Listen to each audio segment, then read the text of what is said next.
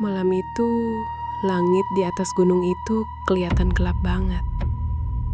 Kabut turun pelan-pelan, menutupi jalur pendakian yang mulai sepi. Di sebuah base camp tua, ada dua pendaki. Namanya Aris sama Suryo. Mereka lagi siap-siap naik gunung sebelum malam makin larut. Aris kelihatan agak gelisah. Dari tadi dia ngeliatin kabut yang makin tebal. "Yakin kita lewat jalur ini, yo?" tanya Aris pelan. Kabutnya turun cepet banget. Suryo malah santai sambil masang carrier ke punggungnya. "Tenang aja," katanya sambil ketawa kecil. Tahun 2000, jalur ini paling cepat buat naik. Akhirnya mereka tetap jalan. Awalnya biasa aja. Suara serangga hutan masih kedengaran, angin masih terasa normal.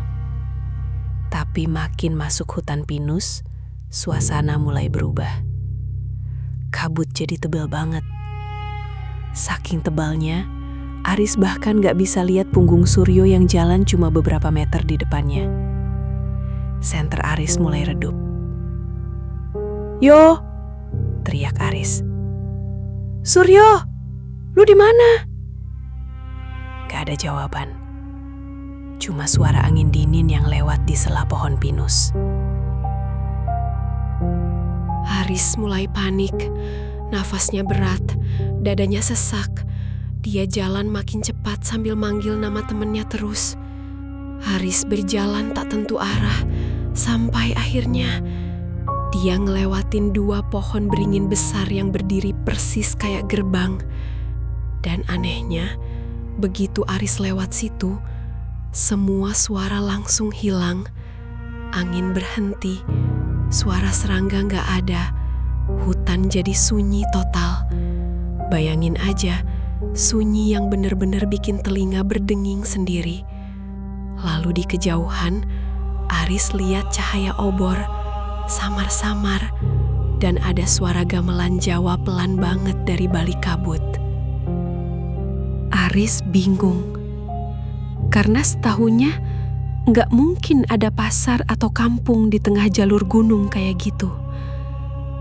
Tapi entah kenapa, kakinya terus jalan mendekat. Dan disitulah Aris melihat sesuatu yang gak akan pernah bisa dijelasin pakai logika. Di tengah hutan, ada pasar. Obor menyala di kanan kiri jalan. Banyak kios berjajar. Ada yang jual bunga, kain batik tua, sampai daging mentah yang warnanya hitam pekat. Dan semua penjualnya perempuan cantik. Cantik banget. Tapi mereka pada diam, gak ngobrol, gak bergerak, cuma berdiri sambil natap lurus ke depan. Dan yang bikin menakutkan dan menegangkan, para pembelinya berwajah menakutkan dan menyeramkan. Aris mulai gemetar, takut dan panik. Dia pelan-pelan jalan di tengah pasar itu, sampai dia lihat seorang pembeli tinggi besar berdiri di salah satu kios. Tubuhnya kurus panjang, tapi wajahnya kosong. Gak ada mata, gak ada hidung, gak ada mulut, kosong rata. Makhluk itu lagi nerima bunga dari seorang perempuan berkebaya hijau tua. Perempuan itu cantik banget.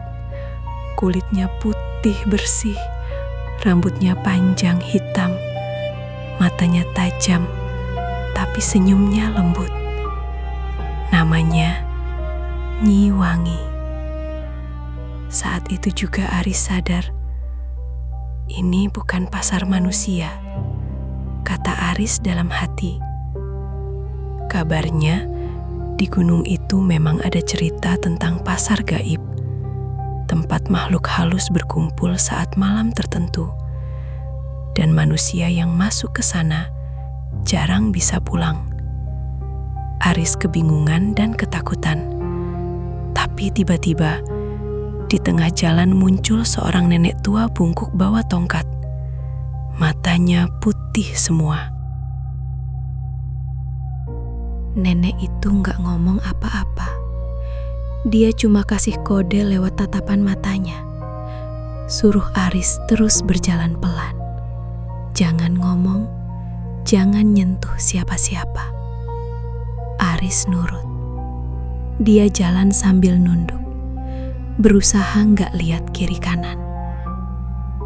Tapi pas dia lewat kios terakhir, Nyi Wangi manggil dia. Aris, mau bunga?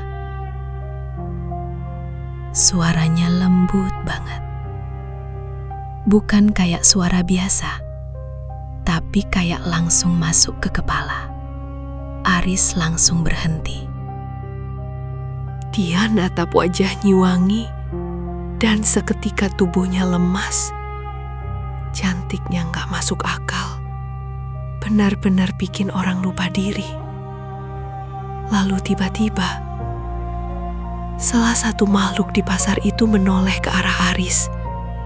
Dan dengan suara parau mengerikan, dia teriak, "Manusia!"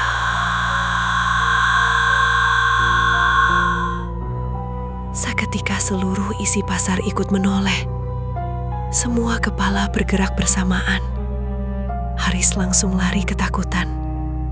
Dia nabrak kios, nerobos kabut. Suara langkah kaki ngejar dari segala arah. Sampai akhirnya, bruk. Aris jatuh tersandung akar pohon. Tubuhnya hampir masuk jurang kecil. Tapi sebelum jatuh, ada tangan halus yang narik lengannya. Ternyata Nyi Wangi. Perempuan itu tersenyum pelan. "Jangan pergi. Kamu milikku." Tiba-tiba obor padam semua. Suara gamelan berhenti. Gelap dan sunyi. Tak berapa lama obor kembali nyala dan gamelan pun berbunyi kembali. Anehnya, suasana berubah. Tak lagi sebuah pasar, tapi seperti sebuah acara pesta. Tampak Aris dan Nyi Wangi terlihat duduk berdampingan di kursi dengan baju dan gaun pengantin dan penuh hiasan janur-janur dan buah-buahan serta bunga-bunga warna-warni. Terlihat juga meja panjang yang penuh aneka makanan dan buah-buahan serta kelapa muda dan kendi-kendi gentong-gentong penuh dengan minuman. Tampak pula para makhluk aneh dan menyeramkan lainnya terlihat terus berdatangan untuk merayakan pernikahannya Aris dan Nyi Wangi. Ternyata di pasar gaib tersebut, jika ada manusia masuk ke pasar gaib itu, dan jika bersentuhan, apalagi dipegang, berarti mereka harus menjadi pasangan abadinya atau pengantin abadi. Setelah itu, Aris gak pernah terlihat lagi. Beberapa tahun kemudian, tim SAR menemukan sebuah carrier merah tua di lereng gunung itu. Dan terhimpit batu-batu. Tas itu udah penuh lumut. Di dalamnya masih ada foto Aris dan Suryo. Tapi anehnya, gak pernah ada jasad mereka. Gak pernah ada jejak. Dan kata warga sekitar, kalau malam kabut turun terlalu tebal, kadang masih terdengar suara gamelan samar-samar dari dalam hutan. Dan di balik kabut itu, pasar gaib masih buka.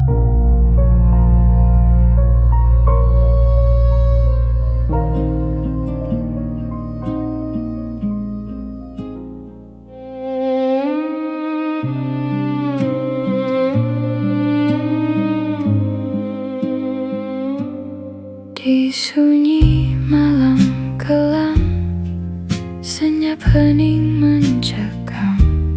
Aku hadir menemuimu dengan seuntai janji.